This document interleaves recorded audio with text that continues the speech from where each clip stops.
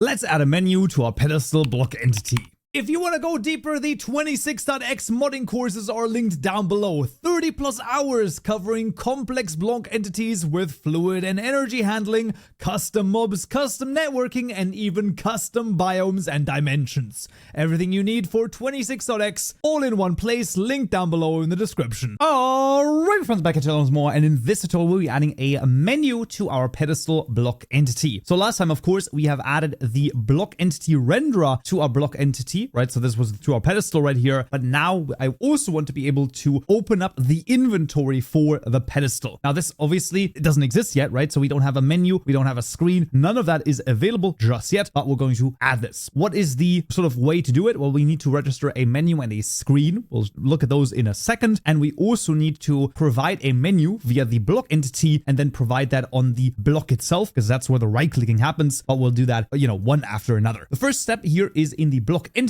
We're going to also implement the menu provider interface. That's going to make us implement two methods. That's the get display name method and the create menu method. I'm just going to move them up here. That's going to be fine. So this is going to be basically the sort of menu methods is what we're going to call them, right? Menu methods, right? So this is for all the menu stuff. The display name is super straightforward. It is just going to be translatable. It's not Minecraft, my friend. It is tutorial pedestal, but there we go. And for the abstract container menu, for the create menu method right here, just a deliberate error. That's going to be all that there is to it because we don't have the menu created yet, so we can't really return it in this instance. But that's really the only change that we need to do for the pedestal block entity in this case. The rest then all happens into the menu as well as the screen class. So let's just go ahead in the tutorial mod package. We're going to make a new package called menu, and inside of there we'll make another new package called custom, and then inside of the menu package we're going to make the mod menu types class types. There we go. And then in the custom one we're going to make two classes, which is the pedestal menu class, and the second one is the pedestal screen class. So those are the two classes over here. We're going to start off with the menu. Now, to explain roughly what each of those are, the menu is the glue that sits between the block entity and the screen, because the screen class is literally just drawing an image on the screen. This has no real functionality. Like, it's actually just,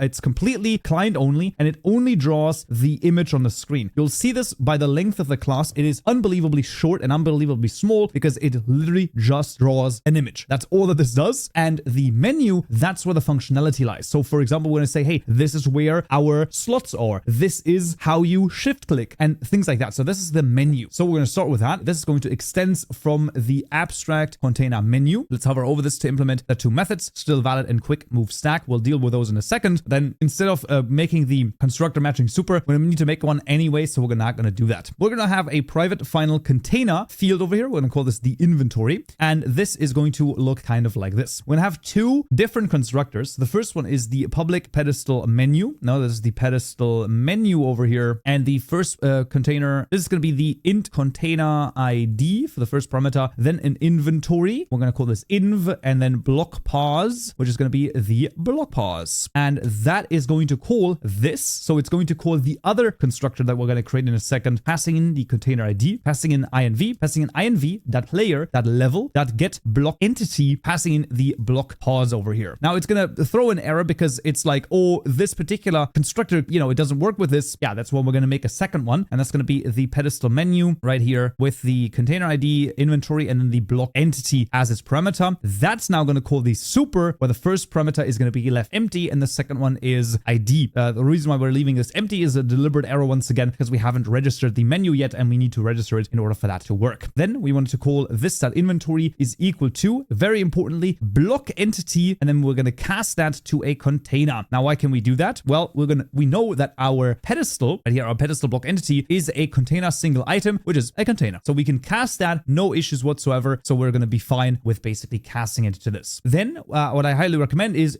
as always, of course, all of the code is available to you down below in the GitHub repository. I highly recommend you go down there, and we're going to copy over all four methods of this particular class, which is going to include include the add player hotbar, the add player inventory, the still valid method, and the quick move stack method, including the fields above the quick move stack method. I will explain from bottom to top because there's a lot of things going on here, but we're going to first of all, the bottom over here, these two methods add the slots for the player inventory and the player hotbar, because those are, once again, the menu is the functionality, right? Even though we're going to have a screen that's going to show, you can place the slots of the inventory and of the hotbar wherever you want, and that basically does them, like this places them in the exact same way that we are basically used to. So I highly recommend you just always copy those over. You can go through them, you can understand this. This is just simple math, right? It sets down 3 rows, 9 columns, all of that stuff. So you can double check this, but you will find, yeah, that all makes sense. There you go. Still valid method basically just checks if the inventory is still valid. Idea here is that if you have a menu open and you move further, like too far away from it, then it's going to get invalidated at some point. And then the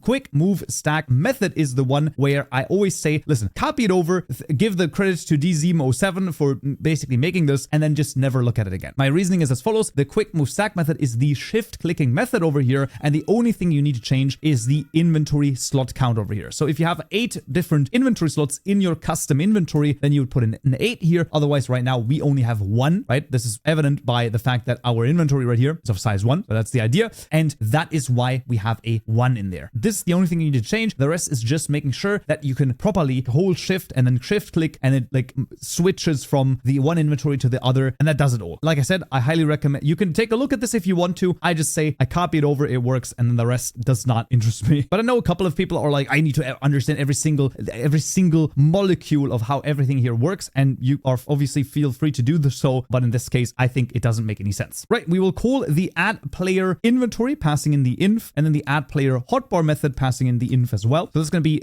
making sure that the inventory and the hotbar are properly done. And then we are going to also add a slot. So we're going to call the add slot method with a new slot right here, passing in the inventory this time. Then this is a slot of type of index 0. We're going to have this at 80 and 35. And then this is going to be an anonymous class that we're adding into the slot right here. And that's going to override the get max stack size method, where we will return a 1. And the reason for this is, of course, that we are able, or that we are only able to add a one singular item, and not only like one type of item, but like one item, right? I have a stack of 64 diamonds. I can only put one of them in there, and I'm remaining with 63. That's exactly the way that the pedestal block entity worked when right clicking, and it should be the same when we're adding stuff to a slot in the menu. Now you might ask, where do these numbers come from? Well, they come from the GUI. So let's take a look over here in the textures. We're going to make a new directory. So this is assets tutorial mode textures GUI, and then inside of there another new directory. I'm going to call this the pedestal over here, and then that's going to have the pedestal underscore GUI.png, of course, available to you down below, and it looks kind of like this. It has a singular freaking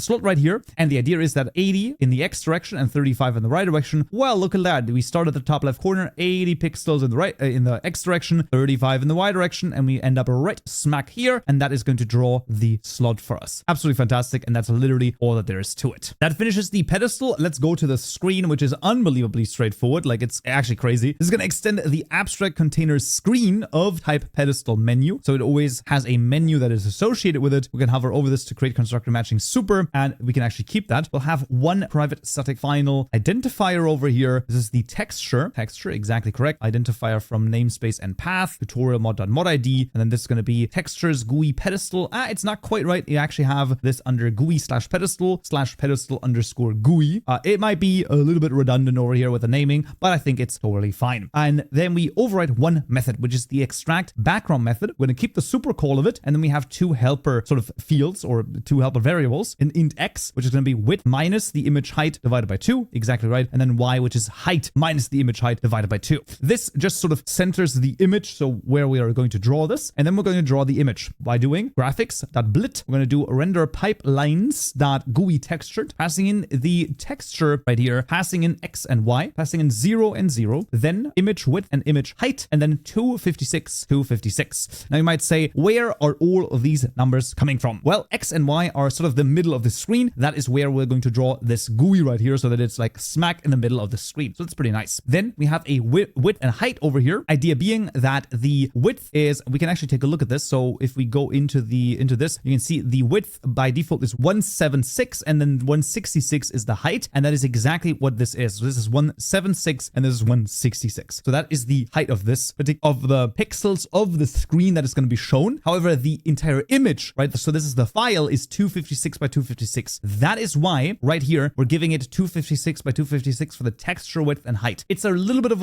a bummer with the naming because image width and texture width sound like exactly the same thing, but they're different, right? So this should maybe actually be like file width and file height or something like that to be a little bit more specific on what it actually means. But that is basically what we're defining over here. So that is the idea. And then this is just an offset so that you can do. But in our purposes, it's just this. I also highly recommend if you're interested in this, you can press Ctrl H on the abstract container screen and look at all of the different screens from vanilla if you are, interested in any of this. So you can also take a look at those and how they do things and how they're rendering. That is actually, by the way, the entire screen. Nothing else to be done. We are now just needing to register our menu, and that's going to look kind of like this. It's of course going to have a public static void right here, register mod menu types, and this is going to have a tutorial mod.logger right here, info registering mod menu types for what exactly? Well, I mean, obviously not the pedestal menu class, but rather the tutorial mod ID. Absolutely. Let's immediately call that register method over here in our tutorial mod class. So it's going to be the mod menu types.register mod menu types. And then the way that it's going to look like is actually way more straightforward than one might think. Public static final, a menu type pedestal menu. So we always have to specify what is the type of menu that we want to register over here. Then registry, making sure we choose net Minecraft core right here, extremely important. And then do the register method call built-in registries.menu identifier from namespace and path with our tutorial mod.mod ID. And then this is the pedestal underscore menu. Then after the first closing parenthesis, we'll make a new extended menu type, passing into it the pedestal menu : new, and then block pause.stream codec right here. And the reason why we're doing the stream codec here is because the menu, if you take a look at it, with this particular constructor takes in a block position. That's basically the way that we're going to get the block entity without having the block entity. It's a little bit weird, but that's just the way that we have to register it. I don't know. It's just weird, but that's just the way that it's done. In the pedestal menu, super cool. We can now do mod menu types pedestal menu. That's going to fix this error. And now we need to connect the menu with the screen. We do this in the client class. So this is the tutorial mod client class. If by any chance you have not added this yet, you will need to make this, implement the client mod initializer, and super important, you need to add it to your fabric mod JSON file under the entry points for the client right here. Super important. And that is basically the setup right here. And then we want to call menu screens dot register for the mod menu types of the pedestal menu, and then say pedestal screen : new. That's going to connect the pedestal menu and the pedestal screen. And now those are connected with each other. So we can go to the block entity here in the create menu method, make a new pedestal menu, passing in the container ID, the inventory, and this. That's going to finish that up. And the final step is now the right-clicking functionality within the pedestal block itself, where we obviously want to make it so that when you right-click the pedestal block, well, it's going to open the inventory. The way that that's going to work is, we already have a right-clicking functionality right here where we insert an extract, of course. But what we're just going to do is we're just going to say, well, you know what? If the player is crouching, then we're going to open the inventory. And that's basically what we're going to do. I think what actually is going to be easier if instead of implementing the menu provider, we're going to make this an extended menu provider of type block pause over here immediately, which only needs us to get one more method overwritten, which is the get screen opening data. And here we're just going to return this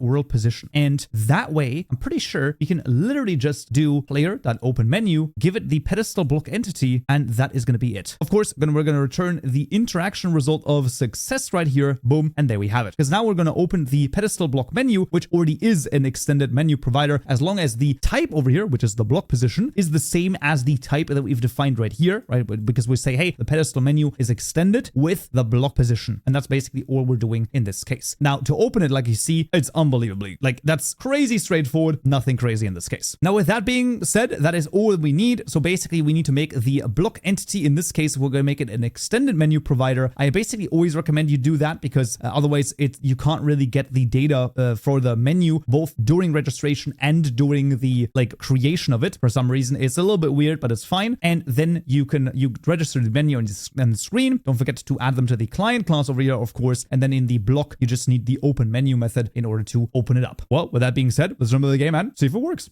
Alright, finally back in Minecraft. And first of all, you can see I can still, add and, put in or get out the different items on our pedestals. But if I now shift right click, boom, there's the pedestal. I take out the diamond and the diamond is gone. I put in, for example, the fluorite over here. I put it in, right? And I can also take it out again. If I try to put in an entire stack right here, it only puts in one because that's the restriction that we put in there. So that is absolutely fantastic. And theoretically, let's say I actually do this. So let's go in like this. I take out the grass. I put the grass in here only via the menu. I go back in. It all registers and synchronizes properly. Boom, boom, boom. And that is a menu added to a block entity. Awesome. As always, all of the code is available to you down below, but that's gonna be it for this tutorial right here. Thank you so much for watching, and thank you for all the support on Patreon and on YouTube memberships. Don't forget, if you join as a Stonebricks member, you can get up to 14 days of early access, including this video right here. We'll add a whole crafting block entity. Hope to see you there. So